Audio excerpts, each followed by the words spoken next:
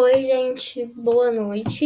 Eu sou a Gabriele e a aula de literatura, a terceira aula de literatura vai ser sobre classicismo e quientismo. O classicismo e quientismo, ele surgiu devido ao desenvolvimento da imprensa, que tornou a divulgação cultural muito mais rápida, que fez com que ela se espalhasse por toda a Europa. O Renascimento acabou se espalhando muito mais rápido. E tem grandes diferenças entre esse movimento em Portugal e na Europa e no Brasil. E as diferenças vão desde as características até o ano de início. Em Portugal, ele se iniciou em 1547 com o retorno do poeta de Sá de Miranda da Itália.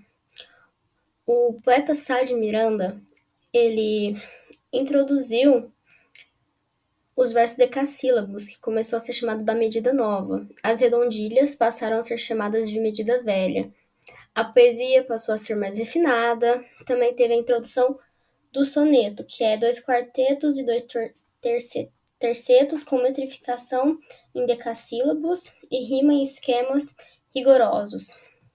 Também teve a introdução da ode, que era poesia de exaltação, a écloga, que tematizava o amor pastoril, a elegia, que era a revelação de sentimentos tristes, e a epistola, que era uma carta em versos. E também houve um desenvolvimento cultural muito considerável. Teve alguns autores importantes, como em estudos históricos, o João de Barros, Damião de Goiás e Fernão Mendes Pinto. Na literatura, Sá de Miranda, Antônio Ferreira e, o mais importante, Luís de Camões. Alguns traços característicos do quientismo em Portugal foi a influência do modelo greco-latino, que a partir dessa influência se originou a atitude racionalista, que via a razão como um bem supremo a ser atingido e cultivado. Também teve o racionalismo, que era a busca de equilíbrio entre a técnica, a forma e a inspiração, o conteúdo. A presença de harmonia e clareza nas obras de arte, a presença dos deuses do Olimpo, porque se inspiraram muito na cultura greco-latina. Também teve respeito e culto à natureza, que veio como uma consequência da adoção da teoria aristotélica do homem natural. O belo passou a ser encarado como conceito associado ao bem, à nobreza do sentimento. Um componente fundamental foi o universalismo, que foi trazido a partir de 2 fatores básicos: a nova mentalidade científica voltada para a reflexão em torno do lugar do homem no mundo, o homem como o centro, o antropocentrismo, não mais o teocentrismo, como Deus sendo o centro. E também teve uma preocupação maior com o bem coletivo. E outra é o antropocentrismo, que foi bem importante nessa época. Também tinha uma linguagem clara e simples, sem excesso, como correspondente do equilíbrio na maneira de encarar o mundo.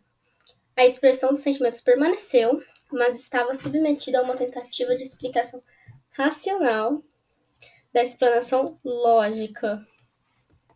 Um dos autores mais importantes foi Luís Vaz de Camões, que ele produziu tanto obras líricas quanto épicas. Nas obras líricas, ele produziu tanto em redondilhas como em versos decassílabos. Ele teve influência dos clássicos, em especial do Francisco Petrarca. Na lírica, ele produziu tanto em redondilhas como em versos decassílabos, em verso na medida velha e na medida nova.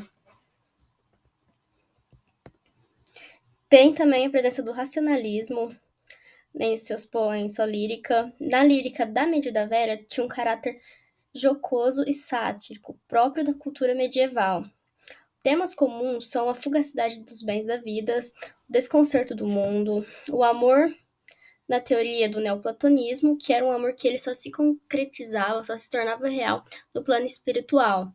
Enquanto carnal, ele não seria correspondido, não seria possível realizar esse amor.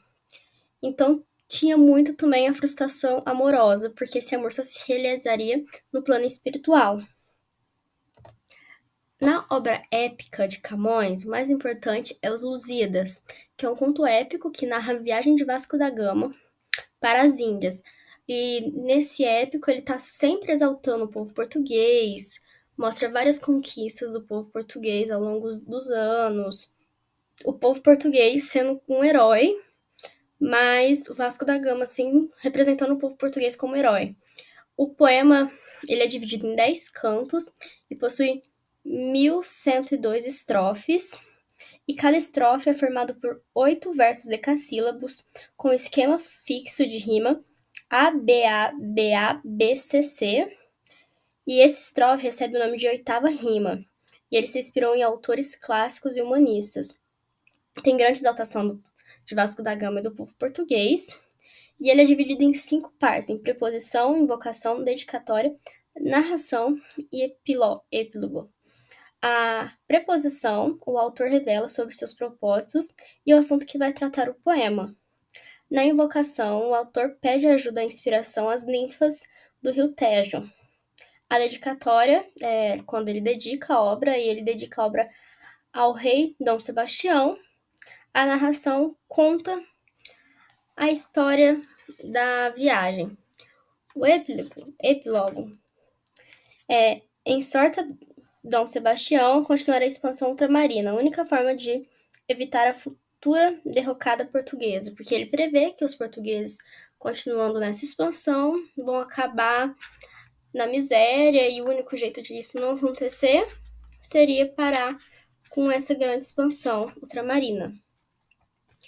Já no Brasil, é bem diferente. Ele é considerado a primeira literatura produzida no Brasil e surgiu com a chegada dos portugueses, com a Carta de Pero Vaz de Caminha, onde falava do primeiro contato entre os lusitanos com os indígenas.